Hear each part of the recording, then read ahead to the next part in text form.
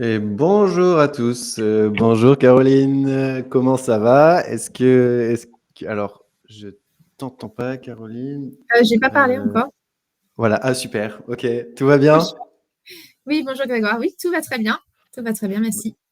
Bah écoute, merci beaucoup d'être connecté aujourd'hui. J'ai vu qu'il y avait beaucoup d'attentes pour ce direct. Donc n'hésitez pas, mettez-nous en commentaire si tout fonctionne, si le live fonctionne bien. Merci à tous d'être présents en ce vendredi midi. Et puis merci Caroline de t'être libérée pour cette session.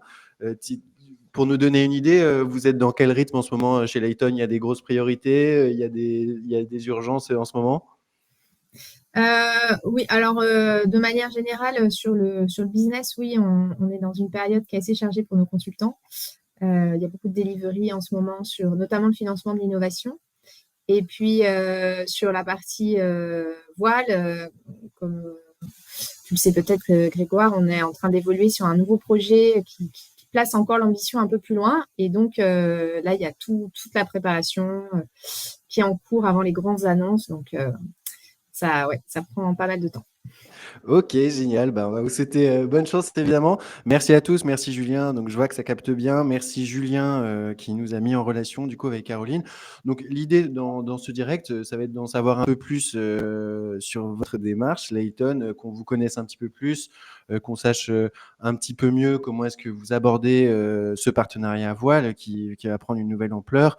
Qu'est-ce qui vous fait trouver de la satisfaction? Comment est-ce que les gens qui travaillent dans le projet trouve aussi de la satisfaction dedans.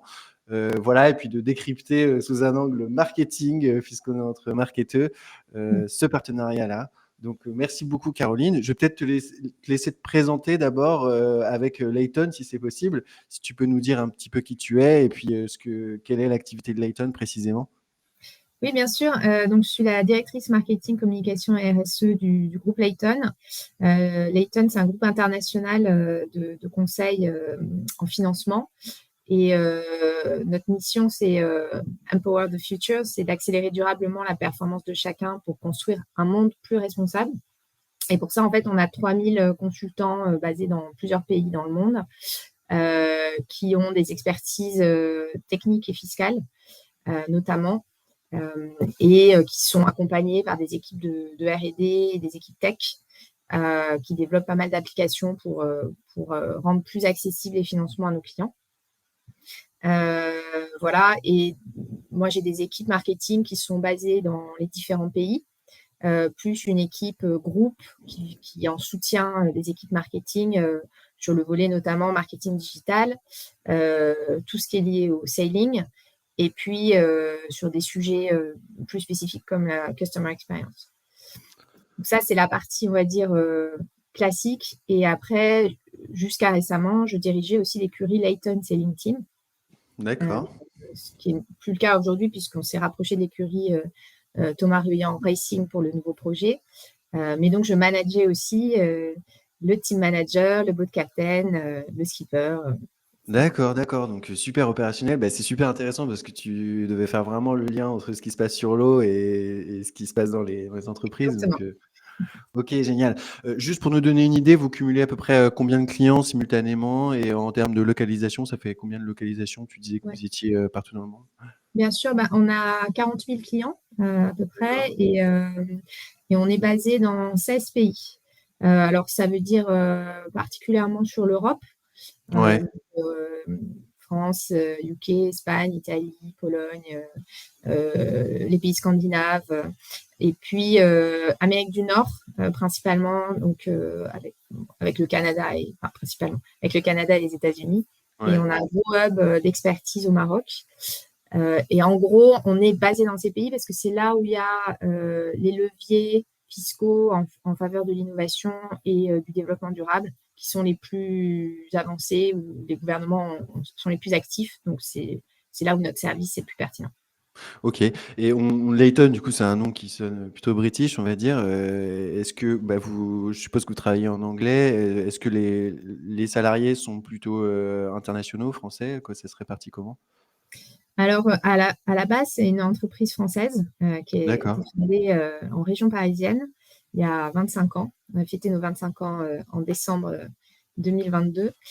Et le fondateur, d'ailleurs, est toujours aux manettes de l'entreprise, ce qui d'ailleurs a un impact qui est très positif pour ceux qui ont des fondateurs en patron d'entreprise. C'est souvent l'ADN de l'entreprise est très, enfin, l'entreprise reste très alignée avec son ADN. Donc c'est un D'accord, mode de fonctionnement qui est assez intéressant. Et on est une entreprise internationale, on a 500 collaborateurs en France. Euh, d'accord. voilà, à peu près pour donner le poids, mais c'est vrai que depuis 4-5 ans, il y a une très, très grosse accélération sur l'internationalisation. Ok, génial. Bah, merci beaucoup. Alors, on va rentrer dans l'actu avec l'actu chaude du moment. Donc, il se trouve que je vous ai contacté juste avant que vous faisiez la grosse annonce. Donc, merci d'avoir pu répondre oui à ça. Euh, Qu'est-ce qui vous a fait, quoi, si tu peux nous donner les grandes lignes de ce qui vous a fait aborder cette réflexion de changer de dimension. Donc pour rappeler aux gens qui n'ont pas forcément suivi, Layton était sur un circuit en trimaran qu'on appelle des trimarans Ocean 50 et vous allez changer de dimension pour vous attaquer au Vendée Globe avec Sam Goodchild à la barre qui barrait déjà votre bateau depuis quelques années. Qu'est-ce qui vous a fait entamer la réflexion d'aller sur un peu plus grand, on va dire? Alors, je dirais deux sujets principaux qui sont liés à notre ADN aussi. Le premier, c'est une valeur forte chez Layton, c'est la méritocratie et l'ambition. Enfin, ça fait deux du coup. Ouais. Et, et en fait, quand on a intégré Sam au projet, Sam Goodchild, notre skipper, en 2020, il nous a dit, moi, mon rêve, c'est de faire le Vendée Globe. Et on lui avait dit à l'époque, on démarrait, c'était notre deuxième année, on allait entamer notre deuxième année, mais non la première année en phase Covid qui n'a pas été très sportive. On démarrait notre deuxième année en Ocean 50 avec lui et on lui a dit, écoute, franchement, s'il y a une opportunité, bah oui, pourquoi pas. Nous, Layton, on a commencé en classe 40, on est passé à Ocean 50, bah, IMOCA, ça peut être l'étape d'après. Donc, c'était une première chose. Du coup, on est Ouais. resté vraiment ouvert à cette possibilité pour l'accompagner dans son ambition. Et la deuxième chose, c'est que quand on est entré dans la voile, on est entré avec une vision très business, hein. L'objectif, c'était de faire vivre la marque Layton. C'était pas une entreprise qui communiquait beaucoup sur sa marque historiquement et qui s'était plutôt développée par un principe de démarche directe des clients. Et là, il y avait une volonté, dans le cadre notamment de l'internationalisation, de faire vivre cette marque et de la rendre inspirante pour les collaborateurs et les clients. Et c'est vrai que la voile, c'est quand même un des rares, voire le seul sport où on peut avoir son nom sur les voiles comme ça, comme vous voyez derrière moi, et Mmh. même dans le nom du bateau, en fait. Donc tout de suite, ça, en termes de notoriété, c'est très fort. Mais en fait, assez rapidement, ce qui nous a intéressé au-delà de développement de la notoriété ou du fait de faire vivre des émotions fortes à nos clients, c'était de donner du sens à la performance. Et en fait, très rapidement, on a voulu être acteur dans le cadre de la voile, et pas uniquement sponsor. C'est pour ça que je suis devenue directrice de l'écurie d'ailleurs, et qu'on n'était pas resté juste sponsor d'un marin qui avait un projet. Et en fait, l'Ocean 50 vraiment nous a permis de passer un cran, et on aura l'occasion d'en reparler, sur deux sujets qui nous tenaient à cœur, qui étaient la mixité et l'environnement. Et clairement, le Vendée Globe, en fait, permet d'aller encore plus loin. Et on a eu la chance de rencontrer le fondateur d'Advance qui a promu en fait la réinsertion à travers le projet Linked Out. Et vraiment, en fait, on a vraiment la même vision, et y compris avec Thomas Ruyant, son skipper. Et donc, on s'est retrouvés à monter un projet à deux, avec deux skippers incroyables, avec une ambition de Vendée Globe qui est l'ambition ultime, puisque il y a eu plus de personnes qui ont grimpé l'Everest que de personnes qui ont fait le Vendée. Ouais, tout à Donc, fait. voilà. Donc c'est vraiment, voilà, encore une fois, ambition, mais aussi engagement. D'accord, donc le directeur d'Advance, hein, vous pouvez regarder sur LinkedIn, il s'appelle Alexandre Fayeul, et c'est lui qui a beaucoup participé, majoritairement, en tout cas au projet de Thomas Ruyant, qui a gagné la Roue du Rhum en IMOCA. D'accord, donc ça, c'est super intéressant parce que tu as dit que vous voulez installer une marque forte, des messages forts, des valeurs fortes. Est-ce que dans cette décision, vous avez cherché un petit peu, après ce trigger-là, on va dire, à chiffrer des choses, un petit peu à rationaliser et à faire un peu un business case de ce que vous pourriez avoir dans quelques années? Ou c'est plus du feeling, quoi? Comment ça s'est passé, la transition? C'est une bonne question. Je pense que c'est toujours du feeling au départ, Ouais, aussi parce que il y a cette culture très, très forte d'entrepreneuriat chez Layton qui est, «Vas-y, on essaye, puis on a le droit de ouais, se ouais. tromper, mais par contre, on y va, quoi». Si on sent que le truc, il est intéressant et qu'il peut répondre au sujet qu'on a en tête à ce moment-là, bah, juste on y va, en fait. Donc ce qui était le plus important, c'était qu'on arrive à structurer un projet à plusieurs. Parce qu'en fait, là, du coup, on est avec Advance, on est avec l'écurie TRR, on est avec des causes qu'on va soutenir. Donc, on doit tous autour de la table, finalement, se dire, OK, ben, à quoi doit ressembler ce projet? Et au-delà du projet sportif en lui-même, quel est le projet sociétal qu'on porte derrière? Donc, à la fois, c'est très riche, mais il faut qu'on arrive à fonctionner ensemble. Alors qu'effectivement, Layton, on était complètement 100% autonome sur notre projet avant. Donc ça, c'était les 2 points clés, quoi. Le feeling, la capacité à s'entendre et puis bien sûr, on a commencé à mettre des KPI. On a mis des KPI sur, bah, nous, en fait, notre objectif Layton, c'est quoi? C'est, de rendre fiers nos collaborateurs, de les engager et du coup de les fidéliser. Un autre objectif, donc on va, voilà, on a un système qu'on va mettre en place là cette année de INPS, donc de mesure de la satisfaction, la recommandation de nos collaborateurs. I étant pas digital, mais employee. D'accord. Euh, C'est donc quoi le I? C'est le I de le E? Ouais, le Ah E, oui, d'accord, ouais, OK, OK, ça marche. INPS. Et le Mais NPS, c'est Net Promoter Score, vous pouvez regarder voilà, sur Google. comme tout marketeur Ouais. doit savoir. Mais du coup, on peut le faire aussi pour les salariés et enfin les collaborateurs et ça nous permettra de mesurer justement l'évolution de cet engagement et le rôle de ce projet dans cet engagement. Il y a aussi évidemment les invitations auprès de nos clients. Donc, on a beaucoup fait avec Ocean 50. On aura moins l'occasion de faire naviguer des clients et de leur faire vivre cette expérience sur l'IMOCA, mais ça fait partie aussi voilà, euh, du relationnel qu'on a envie de développer avec nos clients et que ce projet peut nous permettre. Mais surtout, nous, notre enjeu là aujourd'hui, c'est de porter des causes. Je ne peux pas en dire plus malheureusement parce qu'il y aura des annonces prochainement, mais et donc c'est les KPI de ces causes. C'est-à-dire, D'accord. est-ce que le fait de les associer au projet Vendée Globe, comme ça a été le cas pour LinkedOut avec Advance, qui s'est effacé au profit du fait de porter la cause de Ouais. réinsertion, bah, est-ce que ça a permis à LinkedOut de s'accélérer et de finalement avoir un retour beaucoup plus important que s'il n'avait pas eu cette exposition. D'accord, donc c'est des métriques, au sein de la cause ou c'est des choses, style, des nombres de vues à un endroit où ça Non, se décline comment? ce sont des métriques au sein de la cause. Euh, D'accord, OK. Après, c'est pareil, il y a une partie qui sera mesurable, c'est comme pour un business, c'est-à-dire il y a une partie, on sait à peu près dire que ça vient de l'impact en termes de visibilité ou des événements qu'on va créer autour de ce projet sportif. Il y a une partie, on ne saura pas dire si les financements arrivent grâce à ça ou pas. Voilà. C'est D'accord. comme pour le Ouais, business. ouais. Vous invitez des clients, vous savez qu'il y en a certains qui vont peut-être signer aussi parce qu'on a créé un relationnel avec eux. Il y en a peut-être d'autres qui vont rester grâce à ça. Et puis il y en a, non, c'est juste parce que derrière, on fait notre travail correctement. Oui, et puis tu l'as dit, dans une culture entrepreneuriale, comme vous l'avez, souvent on a un business plan en face des yeux et on dit «oui» parce qu'on sait qu'on va dans la bonne direction. Mais moi, je connais très peu de monde qui colle parfaitement à son business plan. En tout cas, dans les marketeurs, souvent il y a un petit décalage. Mais au moins, là, ce que j'ai l'impression que ce que tu es en train de dire, c'est que tu as aussi en fait, dans le «oui», il y a plein de risques qui sont écartés. Il y a des ways of working qui sont clairs, il y a des objectifs de branding qui sont clairs, de recrutement aussi et du coup, tu sais, que les curseurs sont à peu près au bon endroit, quoi.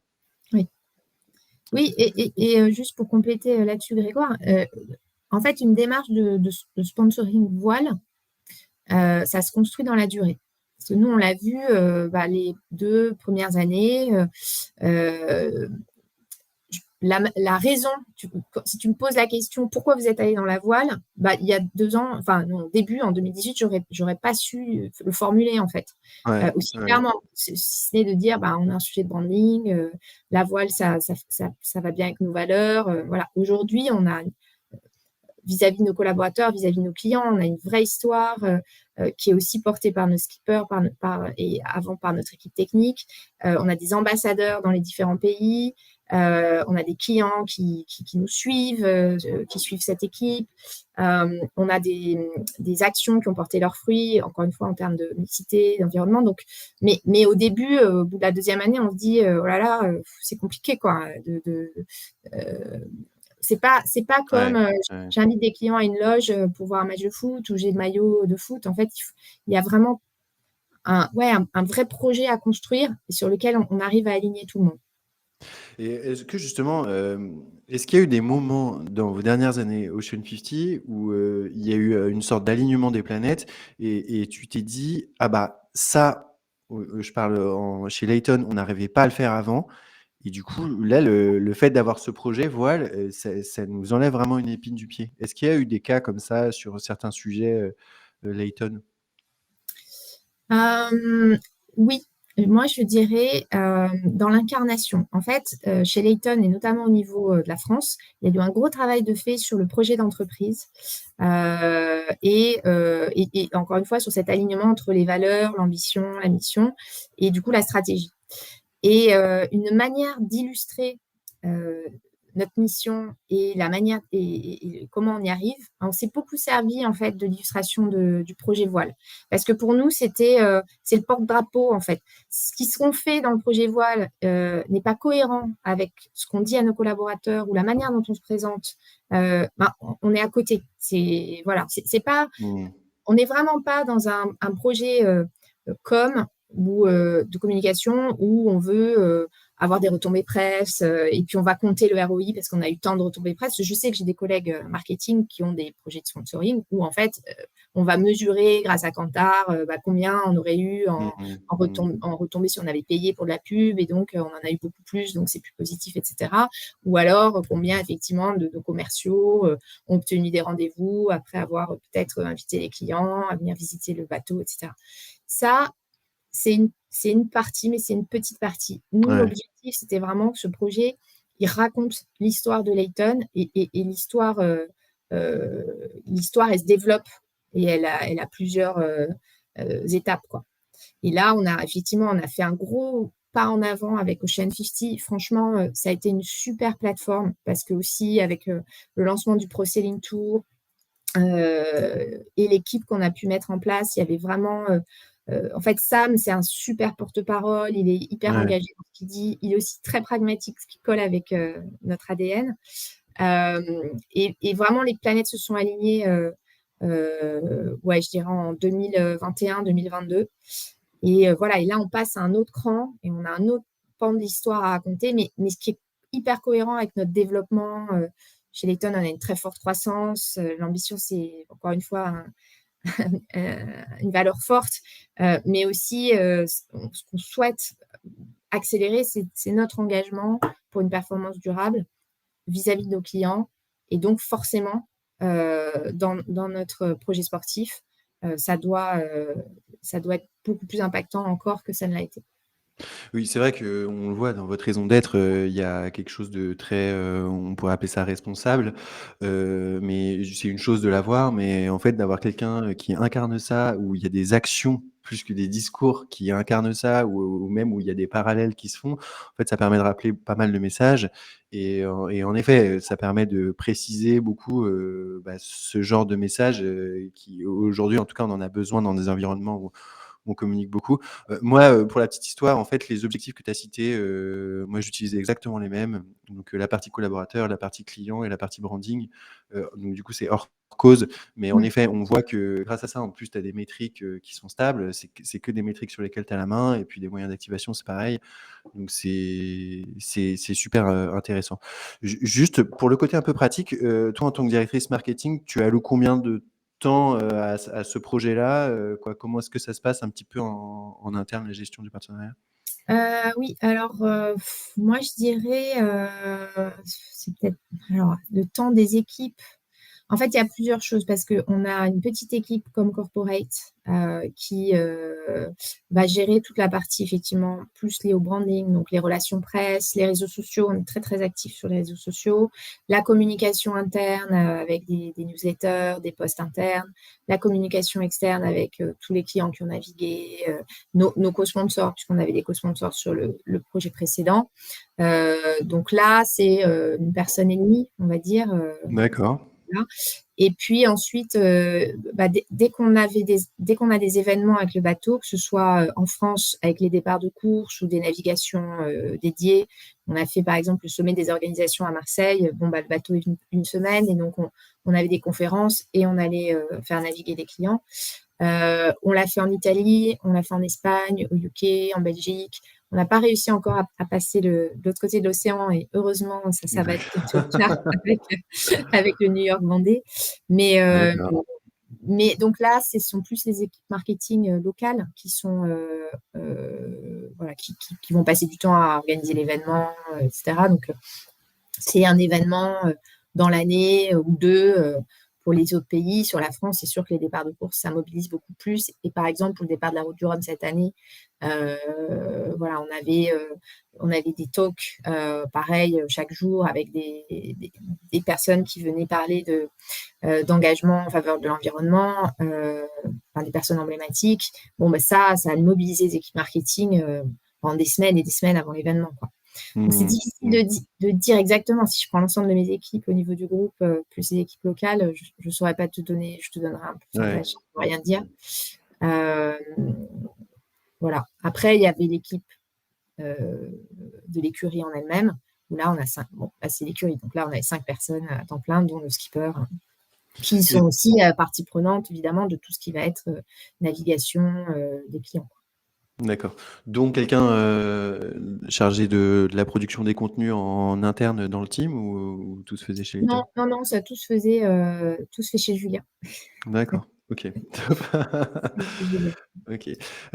Génial, ça va nous amener un petit peu à la question, des ways of working et de l'activation.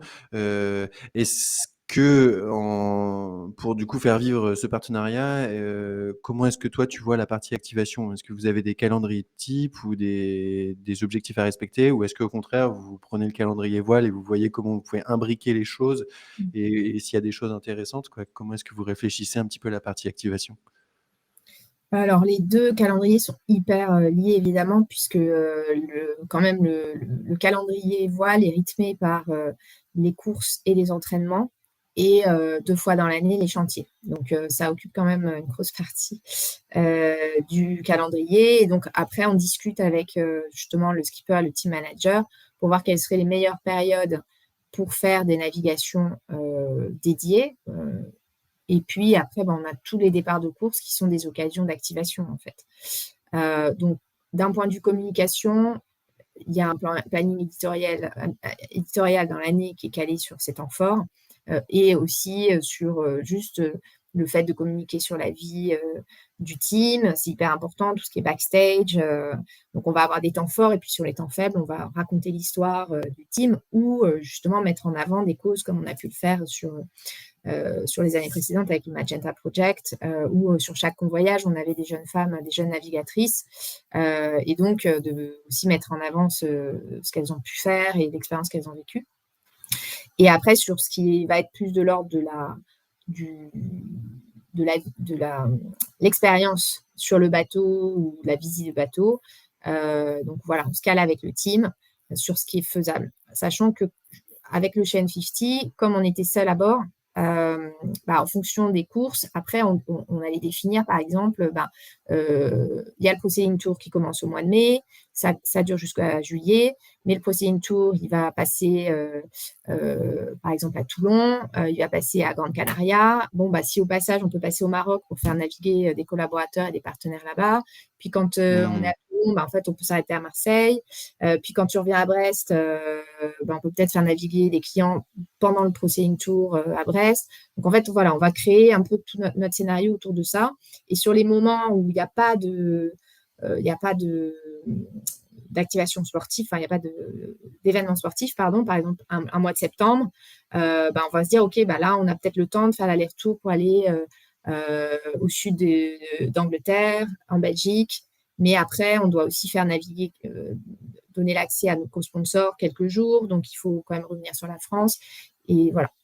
Donc, c'est comme ça qu'on cale le planning, sachant que, et ça, c'était l'avantage d'avoir les deux casquettes quand même, directrice de l'écurie et de la com, c'est que il faut aussi prendre en compte le rythme pour les équipes. Parce qu'on voit des jours libres dans l'agenda, on se dit, là, on peut peut-être faire une navigation, etc. Et je vais voir le DG ou les patrons business vont dire, là, ça serait sympa qu'on fasse un truc. Ouais. Oui, mais en fait, juste, il faut aussi que les équipes se reposent. Et puis quand on les laisse 15 jours à Marseille entre deux courses, ça a un coût aussi parce que il faut loger tout le monde. Et puis, il y en a peut-être qui vont vouloir rentrer chez eux. Donc, voilà. Donc, il y a toute une mécanique à définir sur l'année, vraiment en discussion avec la team, quoi. Ouais, on en a vu pas mal à la Route du Rhum qui avait un peu des poches sous les yeux un peu profondes à la fin du village. C'est Donc, sûr. je les nommerai pas, moi j'en ai un peu partie aussi. Mais ok, super intéressant. Alors, comment est-ce que vous allez rythmer tout ça? Est-ce que vous avez des reporting ou des comités trimestriels, semestriels, mensuels, ou est-ce que c'est des petits coups de fil par-ci par-là avec un tel et un tel, quoi? Comment est-ce que vous faites des petits points d'étape?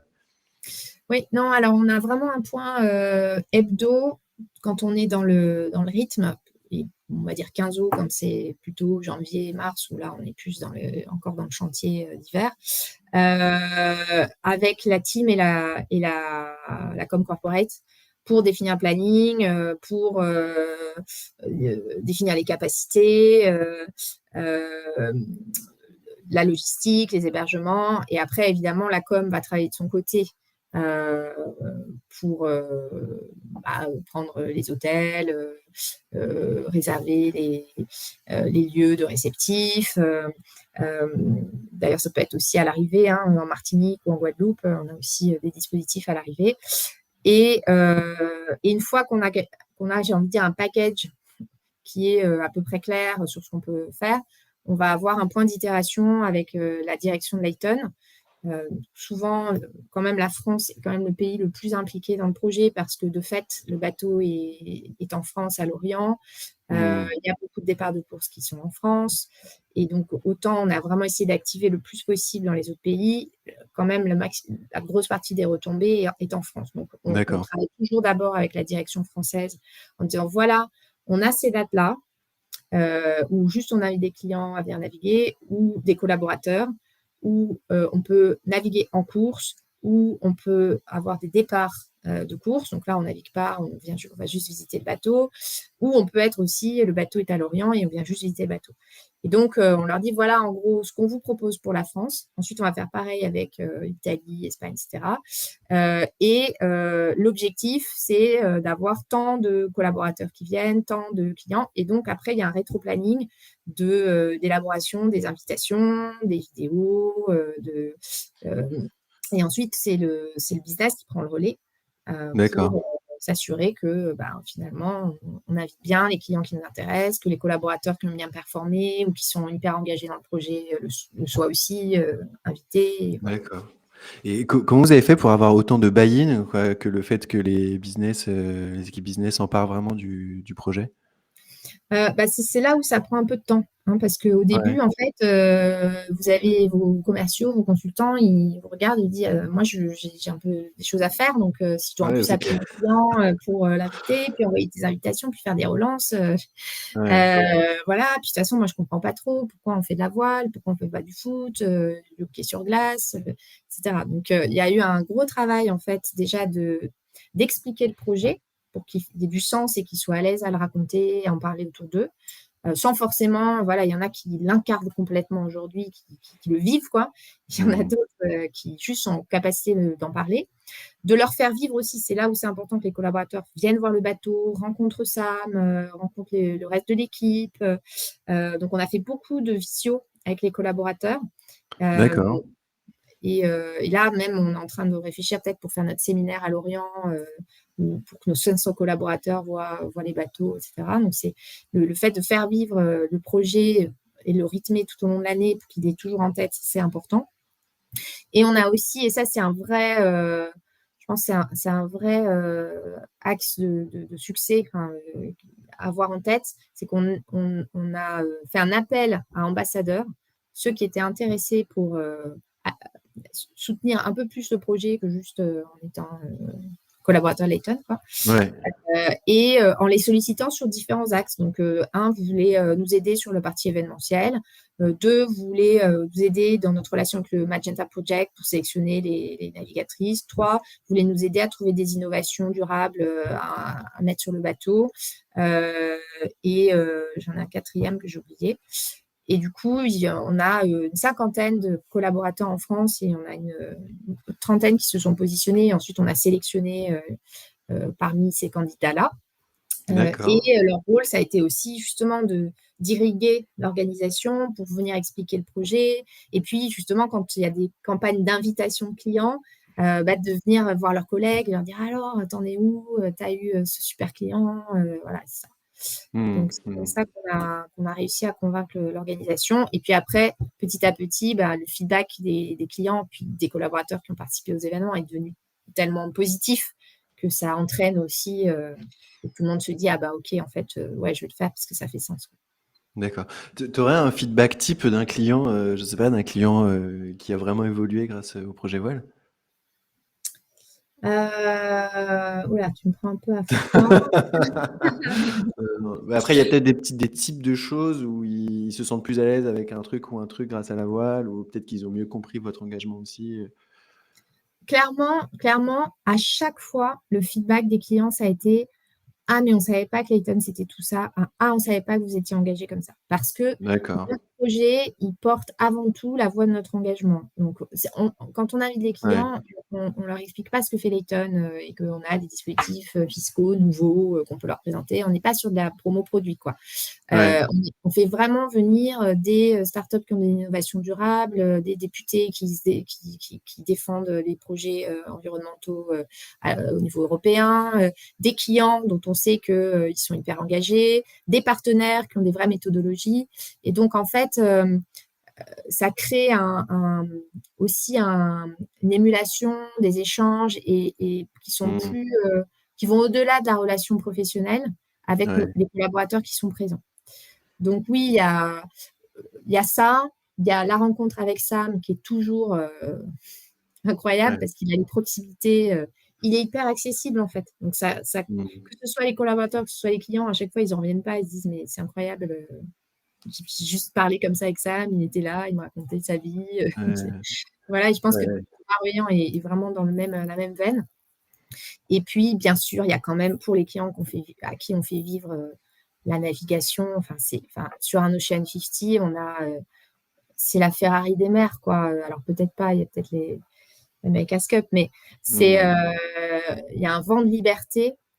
Et je me souviens en septembre, 2020, je crois que c'était 2020, non 2021 pardon, il y avait un le Covid en fait était de nouveau en train de revenir. On avait une nouvelle vague, pardon. Et, on était à Marseille, on avait prévu encore une fois de faire un sommet des organisations durables à Marseille, de faire naviguer les clients, les partenaires. Et c'était le moment où les restaurants devaient fermer. Enfin, on s'est vraiment posé la question, est-ce qu'on fait l'événement, on fait pas l'événement? Et en fait, on s'est dit, allez, on le fait, on prend toutes les précautions possibles. Ouais. Mais le simple fait, du coup, pour les clients, d'aller sur le bateau, de se sentir en pleine nature, de pouvoir échanger sur ces sujets, autour de la planète, autour de voilà, ça leur faisait un tel bien, en fait, que nous, on était juste rien que ça, pour ça, c'était déjà du ROI, quoi. C'était pas On s'est pas dit: «Tiens, est-ce que ce client, du coup, on a gagné 2 ans de fidélisation». On s'est juste dit: «Attends, Ouais. on a fait du bien aux gens, en fait». Ouais, on a fait la diff, on les a aidés, C'est ça. c'est super, super intéressant.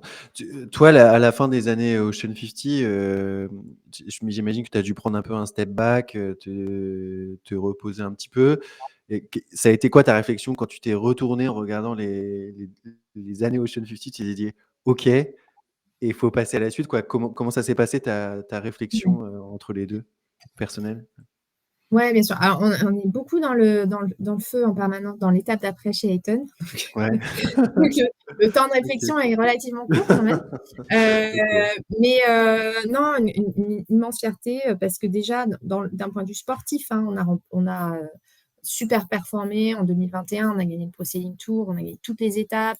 La Transat, c'était la première fois qu'on la faisait et Émeric et Sam sont arrivés troisième. Là, en année 2022, les solitaires d'entraînement, Sam les a toutes gagnés. Alors, bon, on a eu la déception tous l'immense frayeur au départ, puisque Sam a été blessé au départ de la Route du Rhum. Donc ça met en perspective aussi, parce qu'on se dit, oui, heureusement on était préparés, heureusement la crise on l'a gérée, et il y a la crise communication, il y a la crise de la famille, et puis il y a Sam en lui-même, sa santé, etc.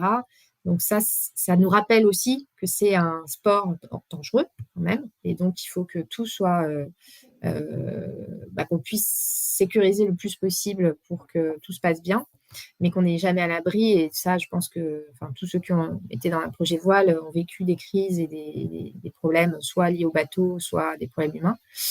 Euh, mais effectivement, une immense fierté aussi d'avoir mis du féminin dans la classe Ocean 50, puisqu'on était la seule équipe en 2021 à avoir des navigatrices à bord pour le Pro Sailing Tour, et que dès 2022, en fait, on a des collègues concurrents Ocean 50 qui l'ont fait aussi, dont Erwan Leroux, pour ne citer que lui. Et en fait, on n'a pas l'impression d'avoir fait un truc extraordinaire. On a juste, avec ça, on s'est dit, bah voilà, ça serait bien de promouvoir les femmes, pour qu'il y ait plus de femmes qui s'entraînent sur les Ocean 50, pour que les trimarans, pour qu'elles soient plus directement sollicitées pour devenir équipières ou avoir leur propre projet. On s'est dit, OK, on va faire plusieurs formations. On a commencé avec en anglais, ils appellent ça une clinique. C'est un Ouais. peu bizarre, mais des ateliers de formation. À l'époque, on était à Trinité-sur-Mer, où voilà, il y avait à la fois la partie à terre et puis ensuite en mer, avec aussi une navigation en offshore. Voilà, donc ça a été D'accord. un peu le lancement. Et puis après, petit à petit, en fait, à chaque convoyage, on a embarqué des femmes. Et à chaque fois, Sam était hyper, les a énormément aidés, les a formés. Donc le feedback a été très positif. En soi, on n'a pas, voilà, c'est pas un énorme truc. On a fait naviguer 40 navigatrices que nous proposait à chaque fois le Magenta Project dans les appels à candidature qu'on faisait. Et ça a permis quand même de débloquer pas mal le sujet en interne avec les Ocean 50. Donc voilà. Ouais, bah moi, encore hier et aujourd'hui, je suis sur un dossier féminin en ce moment. Je pense que vous avez énormément aidé. Toutes les photos, c'est du Layton en fait. La personne est avec Layton et tout ça. On voit dans le palmarès, c'est marqué qu'elle était membre du projet et tout ça. Donc, je pense qu'en effet, c'est une des démarches où vous êtes dans la cause et dans l'activation en même temps. C'est ça qui est intéressant. Donc, il y a des vrais points d'action qui ont une utilité. Donc, bah, félicitations. Alors, il y a une question de Jean-Louis qui est peut-être intéressante. Pourquoi vous n'êtes pas resté en Ocean 50 du coup, si c'est aussi Ouais. sympa que ça? Ouais. Franchement, c'est une vraie question, parce que c'est une super classe. Vraiment, le bateau est incroyable, il fait vivre des émotions folles aux collaborateurs et aux clients, aux partenaires qu'on a fait naviguer. La classe est pas trop grande, donc en réalité, on peut facilement émerger en fait. Donc d'un point de vue branding, d'un point de vue prise de parole, réseaux sociaux, il y a de la place, quoi. Donc on peut Ouais. vraiment faire une place. Euh, Ça reste aussi presque un peu familial, c'est-à-dire que les échanges qu'on a entre les différents compétiteurs au sein de la classe, c'est facile, ça se fait sans qu'on soit dans quelque chose d'hyper structuré, hyper réglementé, etc. Et en même temps, c'est une classe aussi qui favorise le fait qu'on puisse utiliser des bateaux dans la durée, de ne pas être tout le temps dans la performance, de rajouter du carbone, de changer de bateau à chaque année, quoi. Donc ça, c'est un immense respect pour cette classe parce que vraiment, on y a trouvé notre place et c'est vraiment avec grand bonheur que voilà, qu'on s'y est engagé ces deux années-là. Et si on quitte la classe IMOCA, c'est pas parce qu'on s'est dit ça ne nous va pas, c'est vraiment parce que ce que je disais au début, Sam avait ce rêve de faire le Vendée. On s'est dit, si on peut le faire avec toi, on le fera. On est une entreprise qui va tout le temps de l'avant et qui va aller au projet d'après. Et encore une fois, j'expliquais, on est parti du classe 40. Tout de suite, on avait en tête, tiens, il faudrait qu'on passe à Ocean 50. Quand on a démarré avec Sam, on s'est dit, s'il y a un projet Vendée, on y va parce que c'est encore une autre histoire, c'est encore une autre ambition. C'est important pour nos collaborateurs qu'on montre qu'on avance. Et encore plus quand on rencontre des gens comme Thomas Ruyant, comme Alexandre Fayol, qui ont réussi, comme nous, on a essayé de le faire en classe Ocean 50, à sortir du sponsoring classique et à s'engager de manière extraordinaire avec cette classe IMOCA qui, pour le coup, est plus contraignante et plus dans la performance, au profit de la performance peut-être uniquement. Et là, l'idée, c'est vraiment d'essayer de combiner les deux, performances, mais engagement très, très fort, quoi. Donc, c'est pour ça qu'on passe à l'étape d'après, j'ai envie de dire. Oui, ça a beaucoup de sens. Et puis, je pense que ça fait un certain nombre d'années que vous avez vraiment itéré. Donc, il y a pas mal de planètes qui se sont alignées. Et du coup, vous pouvez accueillir une cause. Pour moi, je pense que évidemment, il y a un aspect cause qui est super important. Je pense que même en business pur, avoir une cause, c'est super positif. Parce que avec les objectifs que tu citais, là, rendre fiers les collaborateurs, activer les clients et la brand. En fait, tout ça, ça vit très bien avec une cause, voire extrêmement bien. Ok. Alors, peut-être une petite question sur toi. Comment est-ce que tu vois l'avenir en IMOCA? Est-ce que tu vois déjà certains contours? Est-ce qu'il y a un peu des do's and don'ts que tu peux donner à l'audience de ce que tu vas essayer de refaire, ce que tu vas essayer d'améliorer? Alors, clairement, dans les 12, c'est ce que j'ai dit un peu tout au fil de cette interview, c'est que l'engagement des collaborateurs autour du projet, il est essentiel. Donc, de toute façon, l'objectif, c'est de continuer à avoir des ambassadeurs et à intégrer ce projet vraiment au sein de toutes nos communications internes, mais encore une fois, que ça ait du sens. Il y a aussi un deuxième sujet qui est faire de la pédagogie parce que c'est assez drôle d'ailleurs parce que moi, je me suis retrouvée directrice écurie. J'avais jamais fait spécialement de voile avant. Enfin, j'ai fait un petit peu de catamaran quand j'étais enfant, quoi. D'accord. Ouais. Et du coup, forcément, arrivant vraiment de l'extérieur, devoir trouver le bon bateau qui sera fiable, négocier avec les assurances, trouver la bonne équipe, on est obligé de comprendre un peu ce qui est important dans ce milieu et de la technicité. Et donc, l'expliquer à nos collaborateurs, l'expliquer à nos clients. Voilà, ça reste un monde qui est complexe et que beaucoup de gens ne connaissent pas. Et le faire connaître fait aussi partie d'ailleurs de notre engagement, quoi. C'est un monde qui gagne à être connu et à être valorisé au même titre que plein d'autres sports, en fait, qui le sont plus. Voilà, je pense que on va encore essayer d'être conciliant entre nos besoins de RP et d'activation autour des causes ou autour de nos clients, nos collaborateurs et le rythme du team. Là, c'est pas neutre. Enfin, Thomas Ruyant, il sort un nouveau bateau. Il va falloir qu'il se l'approprie. Et puis, Sam Goodchild, il a déjà navigué sur un IMOCA. Il est actuellement, d'ailleurs, sur The Ocean Race avec Holcim PRB pour faire des milles et voilà, il s'entraîner et être prêt à prendre son bateau en main. Mais voilà, c'est pareil. Lui, il démarre, donc il faut qu'on ne soit pas trop exigeant sur ce qui est à côté du projet sportif. Donc ça, c'est important. Voilà, je dirais dans les 12. Et puis, on a dit aussi, bien sûr, qu'il faut on a les objectifs en tête et c'est là-dessus qu'il faut qu'on se concentre et qu'on ne s'éparpille pas des fois avec d'autres idées, d'autres. Alors,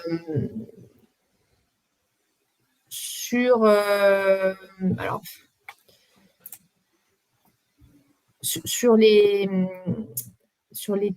alors, j'ai pas trop de doutes en fait. D'accord.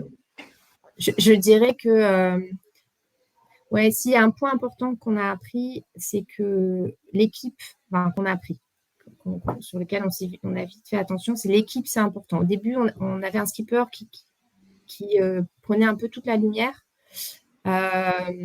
C'est pas le cas de Sam, c'est pas le cas de Thomas, c'est des personnalités qui mettent vraiment en avant le reste de l'équipe parce que finalement, un projet sportif performant, c'est toute l'équipe qui est derrière le skipper et puis l'équipe technique qui stabilise le bateau, qui en fait un succès en fait. Et c'est important dans le business aussi, évidemment, le travail d'équipe, plus il est mis en avant, plus le service qu'on apporte, meilleur le service qu'on apporte va être, quoi. Donc, pour nous, ça, c'était aussi un point important. C'est vrai qu'on a tendance, notamment dans la com, à s'appuyer sur les stars, quoi, qui ont une grosse communauté, etc. Et c'est vraiment, pour moi, un sport où il faut vraiment valoriser aussi le reste de l'équipe. Voilà, je pourrais te dire. Ouais. Non, mais ça a vachement de sens et même en interne chez vous, Layton, c'est important que le CEO et que les gens en interne, aient bien le truc, en main. Je pense qu'en fait, les personnes aussi, c'est les plus à même de parler d'un projet, de l'incarner et en fait, plus il y a de personnes, plus aussi quelque part ça va préciser un petit peu votre raison d'être donc Oui, c'est super important en effet. Ouais. et peut-être juste pour ajouter, parce que ça a été un de nos points de tâtonnement dans le projet, c'est qu'on savait qu'on voulait être acteur au-delà d'être sponsor. Et donc, on s'est cherché en fait pendant les 2 premières années. 2018, on a fait le bilan carbone du Place 40. 2019, on a embarqué une balise sur on a participé course Figaro, Solitaire de Figaro aussi. On avait embarqué une balise d'un de nos clients qui permet de détecter la pollution de l'air. Donc, on a fait des choses. On a fait intervenir, et comme je disais, à chaque événement, départ de course, des innovations durables, des porte-paroles, des speakers sur ces sujets-là. Mais en fait, on avait l'impression d'être encore sur des choses qui étaient peut-être pas fondamentales, quoi, ou être que dans la communication, même si c'est la communication autour de belles valeurs, finalement, puis après, chacun repartait, après l'événement, chacun repartait, et puis on ne suivait pas les choses. Et donc, pour mettre un projet sociétal dans un projet comme ça, en fait, notre bateau, on ne peut pas le transformer en laboratoire d'innovation durable. Il a ses contraintes. Nous, notre objectif, c'était pas de construire un bateau, justement, puisqu'il y en a déjà assez avec lesquels on peut faire des choses super. Mais du coup, on avait beaucoup, en interne, notamment, de questionnement, mais OK, on dit que le projet, il est acteur développement durable, etc. Mais en fait, on fait quoi concrètement, quoi? OK, on fait un peu des événements, on invite des gens, on a mis une balise, voilà. Et donc, de trouver le bon axe et surtout les actions à mener, ça a été ça qui a été le plus dur. Et c'est pour ça qu'on est vraiment super content de s'être associé au Magenta Project et de voir qu'on a réussi à avoir un impact, en fait. Et on est super content d'avoir pu tester les panneaux solaires organiques flexibles de Eole, qui est une petite boîte qui a été découverte par notre team manager et qui vraiment a développé une innovation qui va révolutionner les voiles des cargos, voire même ils ont des projets dirigeables. Et le fait de faire des milles et des milles sur le bateau, ça a vraiment permis pour eux de tester, d'avancer et d'accélérer. Et donc, même si on ne change pas le monde avec tout ça, on a quand même l'impression d'avoir fait autre chose que parler de les gars, il faut qu'on se bouge, quoi. Donc, c'est évidemment l'objectif avec le projet IMOCA, c'est d'aller encore plus loin et que le projet sociétal soit plus fort que le projet sportif à la fin. Mais pour moi, c'est un 12 et dedans. C'est-à-dire, c'est pas simple, en fait, de trouver plein de marins qui portent des causes qui sont super. Il y a plein d'actions qui sont faites déjà. Donc, trouver la bonne, celle qui est cohérente avec qui on est, mais qui en même temps a vraiment un impact, ça prend un peu de temps. Ouais, ouais, c'est vrai que vous avez le delivery et du coup, vous avez toute la chaîne, c'est super intéressant. OK et ben, génial. En tout cas, super approche. Je retiens que pour l'IMOCA, vous allez y aller un peu, j'ai l'impression de faire que des anglicismes, mais en test and learn quoi, aussi en régulièrement vous reposant des questions et voir si vous êtes bien Oui. alignés. Alors, on va passer aux questions à 1000 $, voilà, qui ont été envoyées à Caroline en avance. Alors, est-ce que tu pourrais nous citer des points qui répondraient à la question pourquoi Layton est engagé dans la voile? Ça a Oui, déjà alors pas moi, mal été fait. voilà, j'ai déjà Ouais. pas mal évoqué, mais clairement, il y avait le fait d'embarquer les collaborateurs dans cette aventure commune autour de la performance durable et aussi de donner du plaisir. Le plaisir est une autre valeur forte de Layton. Ouais, Donc vraiment, il y avait cet enjeu autour des collaborateurs, notre écosystème, nos partenaires, nos clients aussi. La manière dont on se présente aujourd'hui, c'est qu'on veut accompagner nos clients dans dans leur progrès durable, pardon, dans la course au progrès durable. Et du coup, on trouve que voilà, ce projet-là, il illustre complètement et pour avoir un impact sociétal. d'accord, génial. 3 points de satisfaction précis de ce partenariat voile pour Layton, tu en as pas mal parlé. Est-ce que tu veux en rappeler, quelques-uns? Oui, bah, effectivement, comme je disais, finalement, la dimension sociétale, on est content et on a pas mal tourné autour et on a fini par trouver, ce qui nous enfin, ce sur quoi on a pu, avoir un impact. Donc c'est ce que je disais notamment avec The Magenta Project. Heu, le fait d'avoir réussi à avoir une vraie dimension internationale de ce projet. C'était un gros challenge, comme je disais, Ouais, parce que c'est quand même assez français à la base, la course ouais. au large. On a eu aussi des freins, hein, de se dire: «Mais pourquoi?» C'est un sport d'hommes, c'est, la construction d'un bateau, c'est pas forcément Mmh. durable. Donc voilà, on a eu beaucoup de questionnements, de nos collaborateurs et de directeurs des autres pays et au final, on a réussi à convaincre tout le monde et à avoir le D'accord, bateau, voilà, vraiment, qui était, le bateau et l'équipe, qui ont pu faire vivre l'expérience à plein de clients et de collaborateurs de plein de pays, à part, bon, Amérique du Nord, donc ça sera l'étape prochaine. d'accord, ouais. On est vraiment des collaborateurs qui se sont complètement appropriés le projet et qui l'ont porté, et qui maintenant le portent même mieux que moi ou que notre fondateur. Et puis, je pense qu'on peut être fier aussi du développement, qu'on a eu sur nos réseaux sociaux. Parce qu'on a beaucoup enfin, on trouve, en tout cas, qu'on a beaucoup de followers sur Instagram. On a une vraie belle dynamique, un très bel engagement de notre communauté, qu'on a créé, finalement en 4 ans, mais qui, de ces 2 dernières années, a explosé, en fait. Donc ça, on est D'accord. assez fiers aussi. Bah, félicitations et merci à tous les followers, Instagram. Si vous êtes en ligne aujourd'hui, on vous remercie beaucoup. Oui, d'ailleurs, c'est un point que, je voulais aborder aussi. Il y a quand même un challenge autour des contenus, hein. On a un sport, Mmh. qui est compliqué, qui est passionnant, mais compliqué, qu'il faut savoir pédagogiser. Pareil pour les skippers, ils ont des histoires souvent incroyables, mais il faut savoir aussi les présenter. Donc tout ça, ça passe beaucoup par des contenus, des posts, des newsletters, des lives, heu, plein d'autres choses. Est-ce que tu as eu une approche particulière là-dessus? Comment est-ce que tu as un peu relevé le challenge, avec les contenus, pouvoir, vraiment rentrer en profondeur, dans le projet? Alors vraiment, ce qui a fait la différence à un moment donné, ça a été le ton qu'on a employé sur les réseaux sociaux.